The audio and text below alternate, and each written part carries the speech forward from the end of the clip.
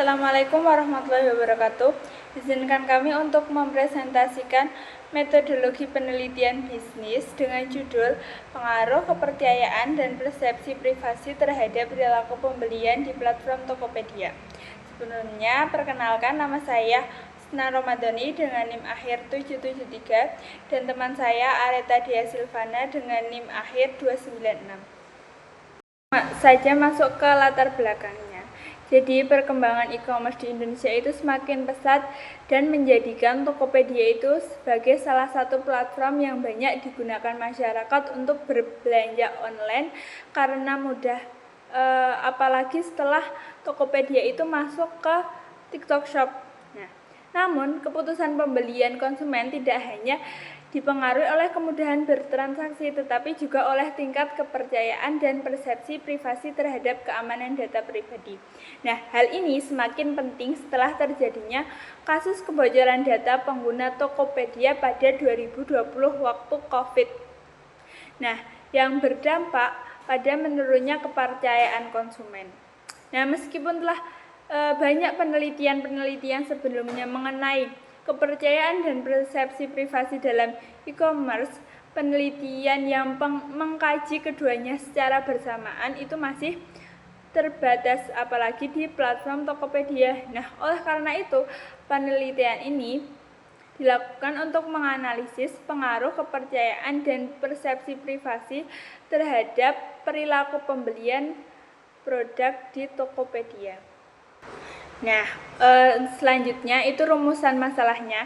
Ini kan penelitian berfokus pada perilaku pembelian konsumen di Tokopedia yang diduga dipengaruhi sama dua faktor tadi, kepercayaan sama persepsi privasi. Nah, kepercayaan kan dianggap penting karena transaksi online kan konsumen nggak bisa lihat produk atau bertemu sama penjualnya langsung. Nah, sementara itu persepsi privasi itu berkaitan dengan keyakinan konsumen terhadap keamanan data yang diberikan saat bertransaksi. Nah, adanya kasus kebocoran data waktu 2020 itu menimbulkan kekhawatiran mengenai perlindungan data pribadi mereka.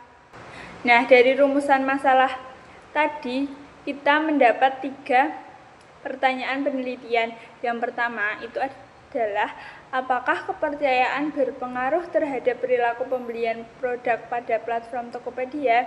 Terus yang kedua, apakah persepsi privasi berpengaruh terhadap perilaku pembelian produk pada platform Tokopedia? Yang ketiga adalah apakah kepercayaan dan persepsi privasi berpengaruh secara simultan terhadap perilaku pembelian produk pada platform Tokopedia?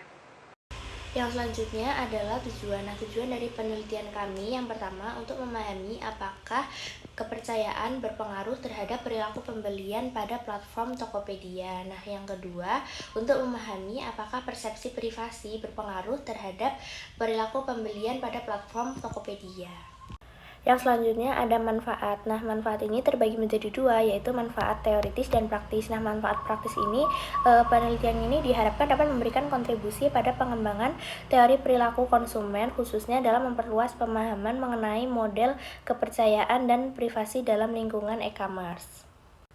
Nah, yang selanjutnya ada manfaat praktis, yaitu bagi platform Tokopedia bisa menjadi bahan evaluasi dan pertimbangan dalam pengembangan kebijakan privasi dan fitur keamanan demi kenyamanan dan kepercayaan secara menyeluruh. Nah, bagi peneliti selanjutnya bisa menjadi referensi akademik bagi penelitian serupa yang berfokus pada dinamika belanja digital pada segmentasi pasar.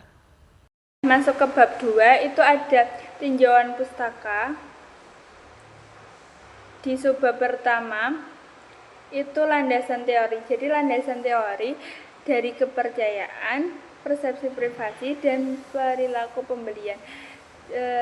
Teori kepercayaan itu keyakinan konsumen bahwa penjual dan platform itu bertindak jujur, bisa memenuhi harapan, serta memberikan produk layanan atau memberikan layanan yang dijanjikan. Nah, kemudian untuk persepsi privasinya itu memberikan rasa aman dalam proses transaksi termasuk perlindungan data, pembayaran, sampai informasi pribadi pengguna. Untuk perilaku pembeliannya itu tindakan konsumen dalam membeli produk, mulai dari menentukan apa yang dibeli sampai seberapa sering melakukan pembelian. Kemudian yang selanjutnya itu ada penelitian terdahulu. Penelitian terdahulu kita ambil 5 penelitian. Ada 5 penelitian itu dari Puridina sampai George et al. Nah, dalam penelitian ini kita mendapatkan gap atau perbedaan dari penelitian ini dengan penelitian yang kita ambil. Jadi di penelitian ini itu ada yang meneliti perilaku pembelian tapi di berbagai marketplace. Nah, sedangkan kalau kita itu hanya berfokus pada Tokopedia. Nah, terus ada juga yang penelitiannya dilakukan di Cina, sedangkan kalau kita kan di Indonesia. Selanjutnya, pengembangan hipotesis. Nah, pada penelitian ini, pengembangan hipotesisnya didasarkan pada perkembangan teknologi digital yang telah mengubah cara konsumen melakukan pembelian melalui platform e-commerce seperti Tokopedia. Nah, dalam transaksi online, konsumen tidak dapat melihat atau mencoba produk secara langsung. Oleh karena itu, kepercayaan menjadi faktor yang penting dalam mendorong konsumen untuk melakukan pembelian. Nah, semakin tinggi kepercayaan konsumen terhadap produk maupun penjual, maka semakin besar kemungkinan mereka melakukan transaksi. Nah, berdasarkan hal tersebut, hipotesis pertama menyatakan bahwa kepercayaan berpengaruh positif dan signifikan terhadap perilaku pembelian produk di Tokopedia. Nah, selain itu, persepsi privasi juga menjadi faktor yang penting. Konsumen akan merasa aman berbelanja apabila data pribadi mereka dilindungi dengan baik. Nah, rasa aman ini dapat meningkatkan keyakinan konsumen untuk menyelesaikan proses pembelian. Oleh karena itu, hipotesis kedua menyatakan bahwa persepsi privasi berpengaruh positif dan signifikan terhadap perilaku pembelian produk Tokopedia. Nah, berikut ini adalah kerangka penelitian kami. Yang terakhir itu ada bab 3. Itu yang pertama ada rancangan penelitian. Jadi rancangan penelitian itu ada research strategi sama research interference, terus location, unit of analysis, sama time horizon. Nah, untuk research strategi dan research interference-nya itu kita menggunakan survei sama studi korelasional. Dan untuk location-nya itu kita non-contrived atau apa adanya, jadi enggak kita setting. Nah, unit of analysisnya itu kita menggunakan individual karena setiap individu kan mempunyai jawaban yang berbeda. Jadi menurut kita untuk penelitian yang kita ambil itu sangat cocok. Nah, untuk time horizonnya itu menggunakan cross sectional karena keterbatasan waktu dan sumber daya peneliti. Untuk yang selanjutnya itu ada objek dan waktu penelitian. Nah, objek penelitian ini perilaku pembelian produk di platform Tokopedia yang dipengaruhi oleh faktor kepercayaan dan persepsi privasi. Kemudian untuk waktunya itu kita dari bulan Februari sampai Juli, dan kegiatannya dari penyusunan proposal penelitian sampai penyusunan laporan penelitian.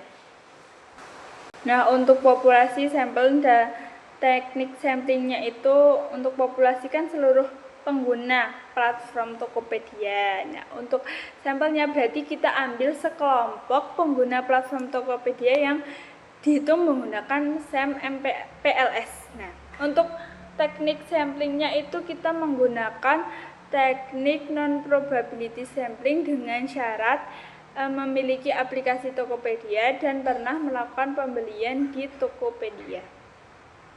Yang selanjutnya ada jenis data penelitian. Nah, kami menggunakan 2 jenis data penelitian. Yang pertama data primer, yaitu data yang dikumpulkan melalui penyebaran kuesioner yang digunakan untuk mengukur variabel kepercayaan, persepsi privasi, dan perilaku pembelian. Nah, yang kedua ada data sekunder, data yang didapatkan secara tidak langsung melalui banyak sumber. Nah, data sekunder kami mencakup artikel acuan utama, jurnal ilmiah, buku, dan artikel-artikel lainnya.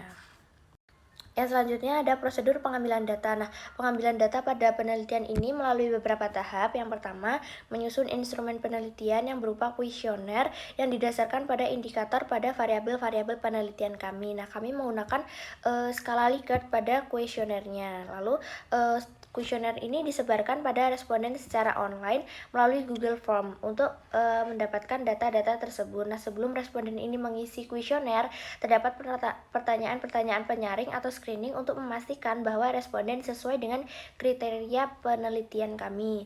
Nah, setelah kuesioner diisi, data yang terkumpul kemudian diperiksa kelengkapan dan kesesuaiannya. Data yang tidak memenuhi kriteria akan dieliminasi, sedangkan data yang valid akan digunakan pada tahap analisis selanjutnya. Yang selanjutnya ada definisi operasional variabel. Yang pertama, variabel kepercayaan. Nah, deskripsinya keyakinan konsumen terhadap kejujuran, kompetensi, dan keadaan penjual dalam lingkungan perdagangan sosial. Nah, indikatornya ini ada kepercayaan kognitif terhadap penjual Tokopedia atau CTS, lalu kepercayaan emosional terhadap penjual Tokopedia atau ETS, dan kepercayaan terhadap platform atau TIP. Kedua, ada persepsi privasi. Nah, persepsi privasi terbentuk dari interaksi antara karakteristik individu dan jaminan privasi yang diberikan oleh platform. Indikatornya kebijakan privasi atau keamanan atau PSP. Lalu yang selanjutnya ada variabel perilaku pembelian. Nah, studi tentang bagaimana individu, kelompok, dan organisasi memilih, membeli, dan menggunakan dan membuang barang atau jasa atau ide atau pengalaman untuk memuaskan kebutuhan dan keinginan mereka. Indikator penelitiannya ada niat pembelian di Tokopedia atau TPU, lalu pembelian aktual atau AP. Nah, pada penelitian ini dilakukan uji instrumen yang terdiri dari uji validitas dan uji reliabilitas. Uji validitas bertujuan untuk memastikan bahwa setiap indikator mampu mengukur variabel yang diteliti dengan tepat. Nah, validitas dilihat melalui nilai loading factor minimal 0,7, nilai AVE minimal 0,5, serta validitas diskriminan melalui cross-loading atau akar AVE. Selanjutnya, uji reliabilitas digunakan untuk mengetahui konsistensi instrumen penelitian. Nah, instrumen dinyatakan reliabel apabila nilai composite reliability dan Cronbach alpha masing-masing lebih besar atau sama dengan 0,7. Untuk teknik analisis data, penelitian ini menggunakan metode SEM berbasis partial least square atau smart PLS. Nah, tahap analisis ini dimulai dari analisis deskriptif untuk menggambarkan karakteristik responden, kemudian dilakukan evaluasi outer model untuk menguji validitas dan reliabilitas instrumen. Setelah itu dilakukan evaluasi inner model untuk melihat hubungan antar variabel melalui nilai R-square dan uji signifikansi. Yang terakhir dilakukan uji hipotesis dengan kriteria nilai T statistik lebih dari 1,96 atau p-value kurang dari 0,05 sehingga hipotesis dapat diterima. Baik, cukup sekian presentasi metodologi penelitian kami. Kurang lebihnya mohon maaf. Wassalamualaikum warahmatullahi wabarakatuh.